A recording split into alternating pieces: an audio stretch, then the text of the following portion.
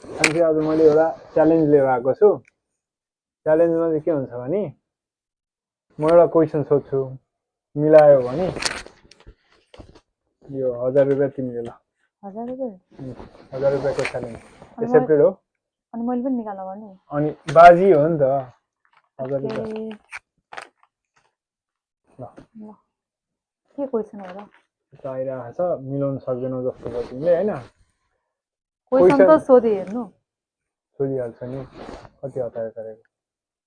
Question चाहिँ के छ भने एउटा यस्तो चिज छ जो चाहिँ हिँड्छ तर खुट्टा छैन, रोइरहन्छ तर आँसु झर्दैन, के हो? के होला? बादल हो? होइन, गलत। मेरो भयो है 1000 रुपियाँ। अनि मसँग नि छ क्वेसन, म नि सोध्छु त्यसै एउटा हजुरलाई। के क्वेसन हो?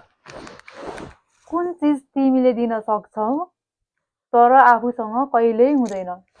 के हो यसको एन्सर? कुन चिज मैले दिन सक्छु तर आफूसँग चाहिँ कहिले नि हुँदैन? म आफैले दिएपछि मसँग नहुने? हजुर। म आफैसँग नदिएपछि यही पैसा। पैसा मैले तिमीलाई दिएपछि मसँग भएन नि त। होइन, गलत। त्यो पैसा मलाई फिर्ता दिनु त यहाँ राख्नु त खुर्कले। अनि त्यही त हो नि, पैसा होइन होइन, गलत हो, गलत एन्सर हो।